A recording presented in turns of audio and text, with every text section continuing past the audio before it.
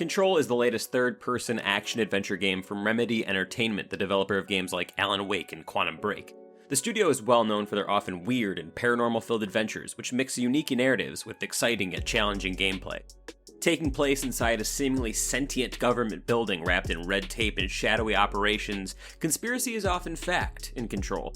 I mean, it's an interesting concept, but does this reality-bending tale make for a fun gameplay experience as well? Control puts players in the shoes of Jessie Fate, a young woman arriving at the Federal Bureau of Control in New York City. Her motives are unknown at first, with her inner monologue cluing us in on mysterious events from her past. She talks about a world beyond the reality which we know, a world that she has glanced into once before. Compelled to travel to the Federal Bureau of Control, Jessie hopes to find clarification on her troubling memories. Unfortunately, that clarification comes with even more questions. The Federal Bureau of Control is shrouded in mystery. It's a branch of government that exists within the redacted sections of documents, where mysteries only beget deeper mysteries. It's the kind of place you'd expect to see on an episode of The Twilight Zone, where reality is merely a suggestion. Exploring and progressing through its many rooms and areas is often filled with deja vu as you begin to question your own perception. There's a map that you can reference when things get too confusing, but it can actually occasionally make things even more mind-boggling. The map fails to indicate elevation changes or significant roadblocks, so you'll often get turned around even when you're following the map. It's a handy tool to get some sort of bearing on your location within the FBC, but it's not designed well enough to be entirely reliable. Most of the time, it's actually just better to follow the in-game signs and posters, which are often way better at directing you towards the right location. You'll often glean more insight into the world of the FBC from various collectibles scattered throughout the building. Faxes and notes can be found offering tidbits of information on both the history and the function of the supernatural occurrences that you're coming across.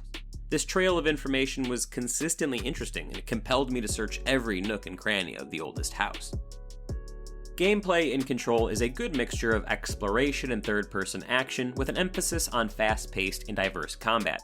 The game is structured by missions, often given to you by various characters you'll meet along the way.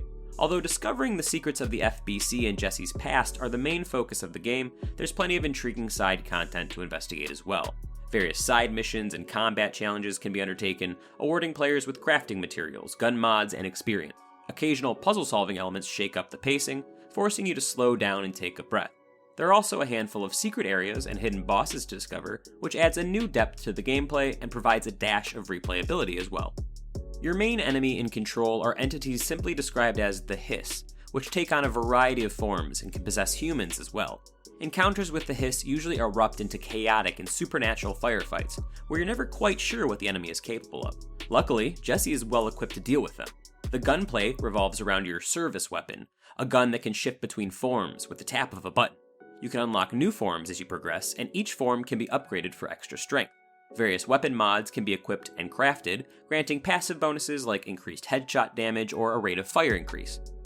There's no ammo in Control, as the service weapon works on a cooldown system. This encourages you to use your other main combat abilities, which include telekinesis, mind control, and more. Health can only be obtained by killing enemies and recovering their fallen health shards, so you'll have to use your entire arsenal with some strategy to boot if you want to survive. The combat is consistently satisfying and entertaining, although the difficulty can be a bit tough at the start. A couple boss fights led me to frustrating amounts of retries, and you're going to have to grin and bear that difficulty too, as Control only has one difficulty setting. The game has a really interesting and arresting visual style, which blends together the sterile environment of office departments with a creepy use of lighting and color. It's super atmospheric, and it embodies the mystery of the game in a more visual manner.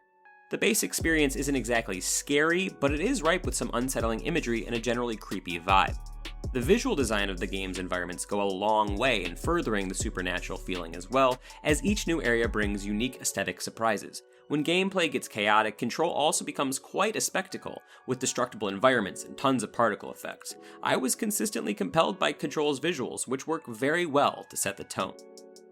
Unfortunately, a lot of Control's issues stem from those vibrant visuals and the toll that those graphics are going to take on your hardware. Even on an Xbox One X or a PS4 Pro, Control is going to slow down and have significant frame rate problems. Combat can get sluggish when there's too much on screen, and there's an occasional stutter as areas attempt to load. I also encountered an issue where my map would not fully load, which rendered it almost entirely useless. These issues are consistent enough to make a lasting impression, and they're frustrating enough to impact your overall gameplay enjoyment. Hopefully these issues will be fixed with time, but there's never any guarantee that they will. Overall, Control is a lot like other Remedy games. It's immensely unique, it's fun to play, has great art direction, and a compelling narrative to boot. However, it also lacks polish, with apparent technical issues and some annoying difficulty spikes. Now, despite these problems, Control stands out as one of the year's most effective games. It's packed with mystery and intrigue. I had a great time exploring the many departments of the Federal Bureau of Control and uncovering the secrets behind their locked doors. It's a game that often left me perplexed, where I was never quite sure what the next turn would bring. The main story of Control should only take you about a dozen or so hours to finish, with a number of side missions and hidden secrets for completionists to find. Most of those hours are of immense quality, providing a tough but rewarding gameplay experience. Its narrative might be a bit too weird or abstract for some folks, but I found it easy enough to understand and digest. No matter how compelling the story is, though, the technical issues remain, regardless of your platform of choice.